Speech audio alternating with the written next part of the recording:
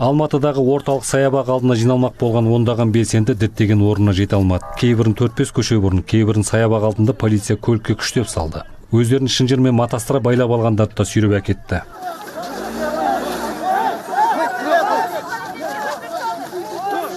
Саябаққа қарай беттегендердің кейбірі полиция әрекеті орынсыз деп санаса, кейбірі ұрандарын айтып үлгерді. По тротуару нельзя. Скоро скажет, не дыши. Мы требуем, чтобы освободили политзаключенных. И прекратить репрессии в Казахстане. Столько без вины люди сидят. Кудалауды койсын, ни за что. Забирают нас с улицы. Уже напугали, 30 лет рот закрыли, хватит уже. Қуғындағы бизнесмен, Қазақстан экстремистік ұйым деп таныған, Еуропарламент бейбіт оппозициялық қозғалыс деп атаған КДТ қозғалысының жетекшісі Мұхтар Әблязов жұртты ақпанның 28-іне орталық саябақ алдына жиналуға шақырған. Ол саяси тұтқындарға бостандық талап етуді және Еуропарламенттің Қазақстан жайлы қарарын орындауды талап ету қажеттігін айтқан еді. Осыған ұқсас үндеумен Алматыдағы Балуан Шолақ атындағы спорт сарайының алдына Жанболат Мамай бастаған Қазақстан демократиялық партиясын құрғысы келетін бастамашыл топта жиналды. Биліктің айтқан сөзі қайда қалды? Халық бейбіт түрде алаңға шығып, өзінің пікірін айтып, өзінің уәжін айтып, өзінің келіспеушілігін айтуға қақысы бар. Сондықтан біз бұнда шындықты айту үшін келіп отырмыз.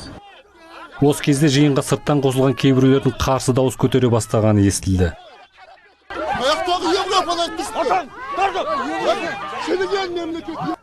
Көп ұзамай-ақ Жанболат Мамай бастаған наразылар Абай даңғылы мен Республика сарайына дейін бармақ болғанда арнаулы жасақ тосқауыл қойды.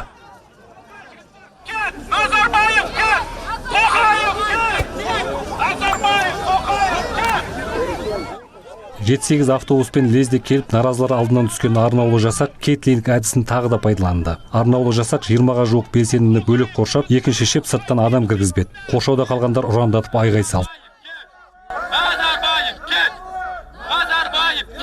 Назарбаев бүкіл отбасымен кетсін, әулетімен кетсін. 30 жыл бойы елді әділетсіз басқарған, әділетсіз жолмен келген жемқор Назарбаевтың жүйесі кетпей, қазақтың маңдайы ашылмайды. Жиынға Алматы прокурорының орынбасары келіп ескерту жасап кетті. Одан кейін Алматы әкімінің орынбасары Ержан Бабақұмаров та жетті.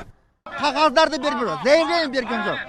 Всем людям говорит, что это разрешенная акция. Адамдардың бәріне мұны рұқсат етілген акция деп жатыр. Шындығында мен қала әкімінің орынбасары ретінде айтайын. Ешқандай да хабарландыру түскен жоқ. Мына жағдай жаңа саяси мәдениетке ел басшылығының біртіндеп либерализациялау туралы саяси бағытына қайшы келіп тұр.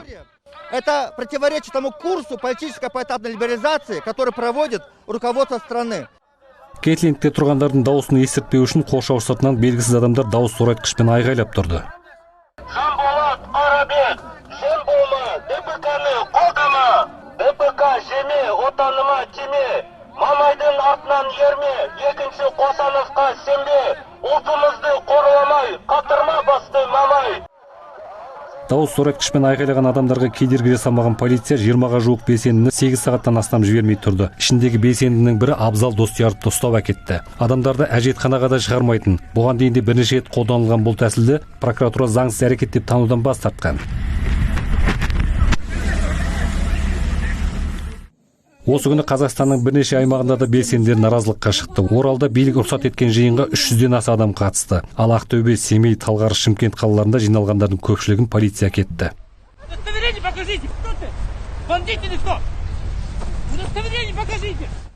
Кейбірін үйінен шығармай кетсе, кейбірін тура осы күні полицияға шақыртқан. Қазақстан бойынша саяси тұтқындарға бәріне бостандық талап етемін биліктен. Олардың бәрі заңсыз отыр. Заңсыз қамалып отыр. 2 айға деп жабады, оны ары жағы 5 ай, 6 айға дейін созылып отыр. Атырау қаласында да бір топ белсенді жиналды. Алайда көп ұзамай жергілікті прокуратура өкілдері келіп тарауды талап етті. Жиналғандар әнұранмен жауап берді.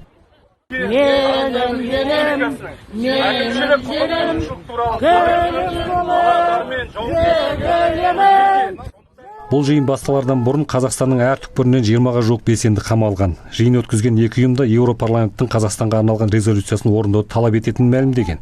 Резолюцияда адам құқығы жиі бұзылатыны және сайлаудың әділетсіз өтетіні жөнінде сөз болған және Қазақстан билігіне 20 түрлі талап қойылған. Талапта адамның негізгі бостандықтарын құрметтеу, саяси плюрализм, сайлау және сайлану құқықтары, сайлау нәтижесін жариялау мәселелері алдымен айтылған.